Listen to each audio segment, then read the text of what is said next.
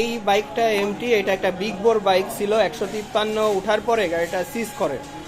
তো এই গাড়িটা বিগ বোর করে উনি খুব বেশি সময় চালাইতে পারেননি, এই 1000 কিলোর মধ্যেই আর কি সিজ করে ওনার এটা। তো দেখেন এইখানে ওনার থ্রোটাল বডি আপনার চেঞ্জ করা, অর্থাৎ ওই যে বড় থ্রোটাল বডিগুলো লাগানো, এরপরে আপনার রেডিয়েটরের পাইপ টাইপ চেঞ্জ করা, ক্যাম চেঞ্জ করা, হাই লিফট ক্যাম লাগানো, এরপরে ইসিউ চেঞ্জ করে পাওয়ার টনিকের ইসিউ দেওয়া, ইন্ডিয়ান পাওয়ার টনিক আর কি, এটা দিয়ে টিউন করা। এরপরে এখানে যে ক্যাম, এখন উনি অবশ্যই স্টকে আছে, ওনার ক্যাম 3বার খেয়ে গেছে এই নিয়ে, মানে 2000 কিলোমিটারের মধ্যে 3বার ওনার ক্যাম গেছে, এখন চেকের জন্য আসছে। ওনার মূল সমস্যা হলো যে আমি এটা ভিডিওটা করতে পারিনি, কারণ উনি আসার আগে আমাদের খোলা হয়ে গেছে, মানে আমি আসার আগে। তো এটার গাড়ি চালাবার পরে আরপিএম হাই হয়ে থাকে, হাই হয়ে 3000 4000 আরপিএম বসে থাকে, এটা একটা প্রবলেম।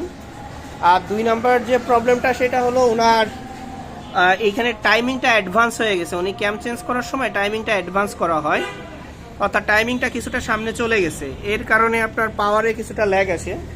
তো কেন আরপিএম এতটা হাই হয়ে থাকে এটা আমরা বোঝার জন্য যখন আমরা ওবিডি কানেকশন দিলাম, তো দেওয়ার পরে দেখেন এখানে থ্রোটল পজিশন সেন্সর ভোল্টেজ 0.98, এটা যদি 0.98 হয় তাহলে অটোমেটিক্যালি থ্রোটল হাই হয়ে থাকবে।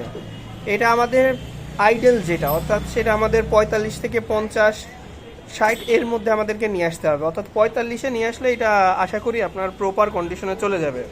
অর্থাৎ এই কাজগুলো করতে গেলে আরপিএম ঠিক মতন স্টেবল হয় না, এটা হয় না, সেটা হয় না। তো এটার জন্য বিভিন্ন জিনিস নিয়ে গোতাগুতির পরে এরপরে ঝামেলা শুরু হয়। কিছুদিন চালাবার পরে গাড়ির স্টক জিনিসের সেটআপের পরেও ওনার সমস্যা পিছু ছাড়ে না। তো এরপরে আরেকটা বিষয় ছিল, ওনার হেডের মোবিল ঠিক মতন উঠতো না, অর্থাৎ হেডের এই ছিদ্রগুলো ব্লক হয়ে গেছিলো, যেগুলো আমরা ভিডিওতে দেখা দিচ্ছি আপনাদেরকে। আর এখন এইটাকে আমরা এক্স্যাক্ট মেজারমেন্টে আনবো, আনার পরে বাকি সবগুলো চেক করে গাড়ি আমরা স্টার্ট দিয়ে দেখাবো, ইনশাল্লাহ ফিডব্যাক আমরা এখান থেকে ভালো পাবো।